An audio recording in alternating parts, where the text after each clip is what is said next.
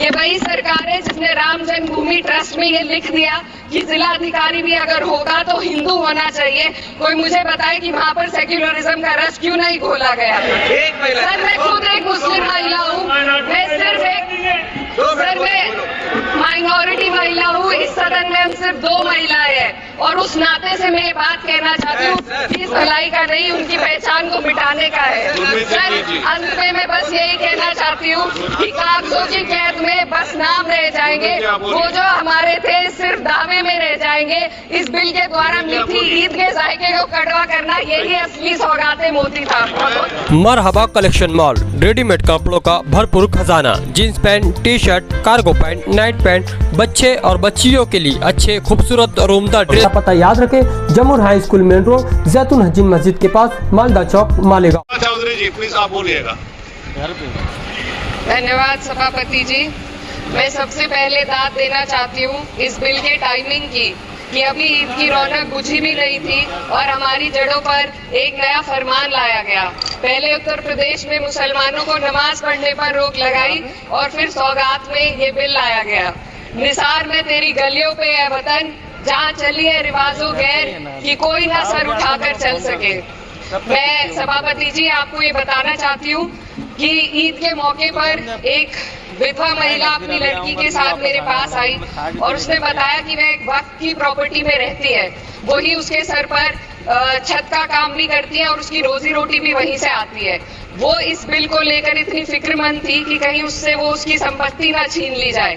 वो अकेली एक ऐसी महिला नहीं है, ऐसे लाखों लोग हैं जो वक्त की गरीब महिलाएं जो वक्त की संपत्ति से अपना रोजगार चला रहे हैं। और ये जो वक्त बाय यूजर क्लॉज के हटाने से लाखों वक्त की जायदाद अपना स्टेटस खो देंगी और लाखों लोग इसी तरीके के लोग सड़कों पर आ जाएंगे। वक्त क्या है, वक्त बाय यूजर क्या है? इसका ये मतलब है कि कोई जायदाद अगर सालों से दीन और भलाई के कामों के लिए इस्तेमाल हो रही हो तो वो खुद ब खुद वक्फ मानी जाएगी। हिंदुस्तान की अदालतों ने भी इस बात को तस्लीम किया है। वक्फ बाय यूजर सिर्फ वक्फ बोर्ड को ही मिली कोई खास सौगात नहीं है, ये बल्कि सभी अन्य धार्मिक ट्रस्टों को परंपरा और यूज के आधार पर बिना किसी डॉक्यूमेंटेशन के धार्मिक चरित्र को डिक्लेयर करने का राइट मिला हुआ है। भारत के संविधान के आर्टिकल 13 क्लॉज 3 में कस्टम और यूसेज को कानूनी वैधानिकता प्रदान करता है।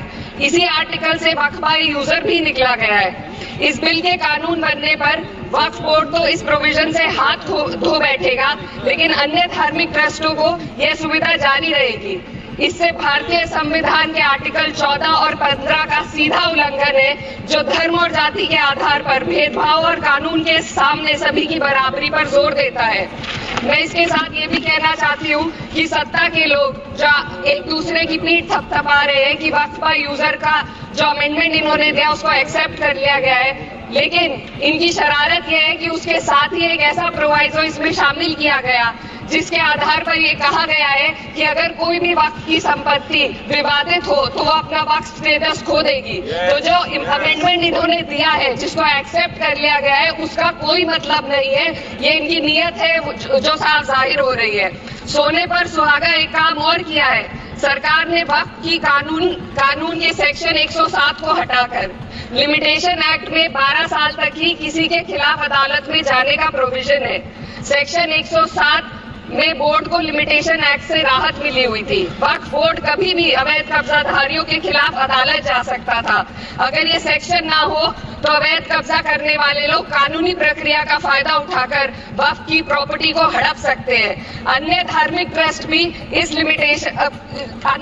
ट्रस्टों पर भी ये लिमिटेशन एक्ट लागू नहीं होती, तो फिर वक्फ बोर्ड के साथ ये सौतेला रवैया क्यों किया जा रहा है? धर्म को देखकर दोहरी नीति क्यों अपनाई जा रही है? सेक्शन 107 और वक्फ बाय यूजर को अगर एक साथ पढ़ा जाए तो इससे लाखों वक्फ की प्रॉपर्टी पर कब्जा किया जाएगा। इसलिए ये बिल मुसलमान की भलाई का नहीं बल्कि उनके वजूद और विरासत को मिटाने का बिल है।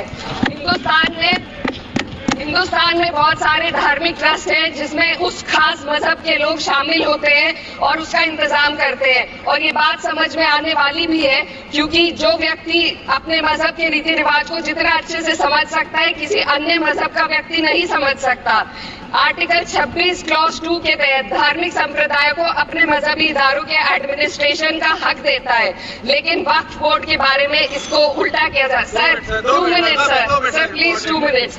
सरकार इसे एक सेक्युलर बॉडी मान रही है और इसमें गैर मुस्लिमों को शामिल करने की बात कह रही है।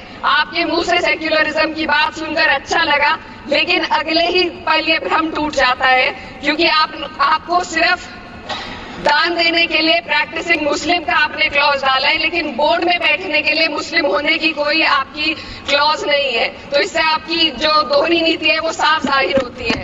ये वही सरकार है जिसने राम जन्मभूमि ट्रस्ट में ये लिख दिया कि जिला अधिकारी भी अगर होगा तो हिंदू होना चाहिए। कोई मुझे बताए कि वहां पर सेक्युलरिज्म का रस क्यों नहीं घोला गया। सर आखिर में मैं अपनी बात को खत्म करने से पहले महिलाओं का मुद्दा बार बार उठाया जा रहा है। सरकार का कहना है कि बोर्ड में मुस्लिम महिलाओं को रिप्रेजेंटेशन देंगे। इस कानून से पहले भी मुस्लिम महिलाएं बोर्ड में मेंबर रह चुकी हैं और मिनिमम 2 का प्रोविजन था, उससे ज्यादा भी हो सकती थी। सर मैं ये कहना चाहती हूँ कि सरकार ने महिलाओं के लिए ऐसा कौन सा नया काम किया जिसका ढिंडोरा सरकार का हर सदस्य पीट रहा है। इस बात की तायीद अगर आपकी तरफ से कोई मुस्लिम महिला करती तो हम उसका यकीन भी करते, लेकिन अफसोस आपकी इतनी लंबी कतार में एक भी मुस्लिम महिला नजर नहीं आती है। सर मैं खुद एक मुस्लिम महिला हूँ, मैं सिर्फ सर मैं माइनॉरिटी महिला हूँ। इस सदन में हम सिर्फ 2 महिलाएं हैं और उस नाते से मैं ये बात कहना चाहती हूँ कि इस बिल के माध्यम से मुस्लिम महिलाओं को कुछ नहीं मिल रहा है। ये हमें कुछ नहीं देना चाहते, सिर्फ टोकनिज्म हमारे नाम पर बनाकर एक नैरेटिव मीडिया में चलाना चाहते हैं। तो ये बिल मुसलमान की भलाई का नहीं, उनकी पहचान को मिटाने का है। सर अंत में मैं बस यही कहना चाहती हूँ कि कागजों की कैद में बस नाम रह जाएंगे, वो जो हमारे थे सिर्फ दावे में रह जाएंगे। इस बिल के द्वारा मीठी ईद के जायके को कड़वा करना, यही असली सौगाते मोदी था।